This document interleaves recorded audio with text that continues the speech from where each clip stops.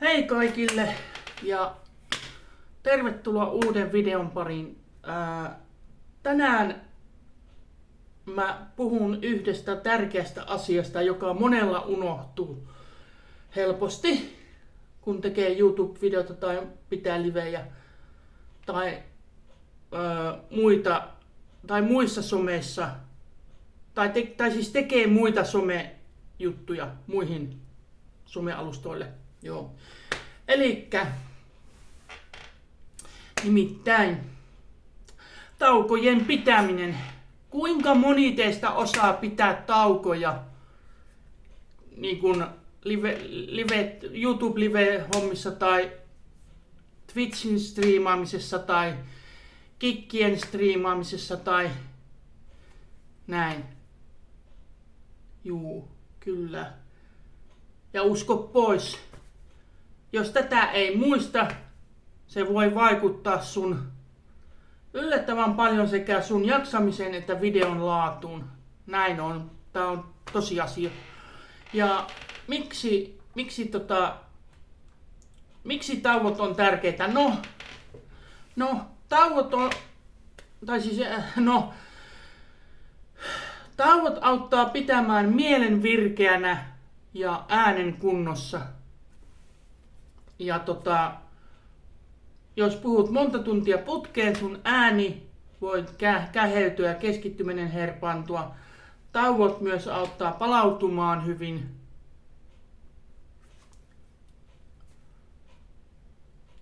Jotta sä jaksat.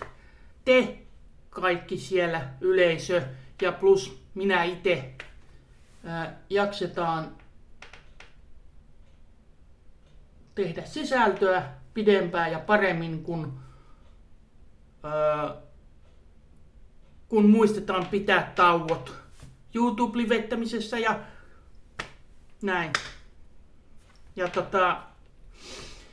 mihin tauko kannattaa pitää? Sä huomaat usein tauon tarpeen siitä, että ääni alkaa tuntua väsyneeltä, ajatukset harhailee tai kroppa tuntuu kireältä. Ja itse huomaan tauon tarpeen varsinkin, jos alan höpöttää liian nopeasti tai sanat menee sekaisin, niin kuin on aika monesti käynyt joissakin videoiden tekemisissä tai liveissä. Itselläni tauko voi olla ihan lyhyt, sen ei tarvitse olla liian pitkä. Nouse vaikka seisomaan ja venyttele, juo vähän vettä tai käy vaikka ulkona hengittämässä raitista ilmaa. Mä tykkään myös käyttää ajastinta, joka muistuttaa pitämään tauon vaikka puolen tunnin välein. Esimerkiksi viime kerralla, kun pidin pitkän liven, huomasin, että ääni alkoi väsyä, pidin 5 minuutin tauon, joka join vettä ja venyttelin. Ja sen jälkeen olo oli paljon parempi. Kyllä, näin on. Ja muista siis pitää taukoja. Ja se ei ole laiskuutta, vaan fiksua. Se auttaa sua tekemään parempaa sisältöä ja jaksamaan pidempään. Ja jos tykkäsit tästä videosta, pistä peukku. Ylös, heitä like. Ylös ja tilaa kanava. Muista tilata kanava. Ja niin nähdään seuraavalla videolla taas. Ja mitäs muuta? Käy tsekkaamassa mun oma Spritshop-verkkokauppa, mitä tuotteita siellä on kuvilla, eri kuvilla.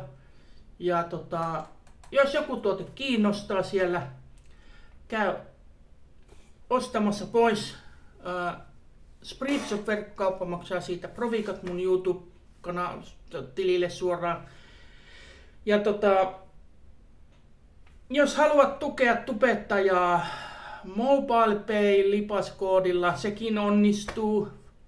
Ja onnistuu myös tuolla PayPal-linkillä kanssa. Näin. Ja hetkonen.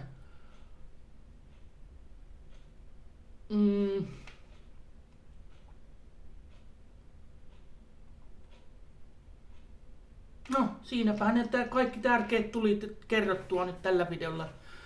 Mutta ei muuta kuin nähdään seuraavalla videolla taas. Morjens.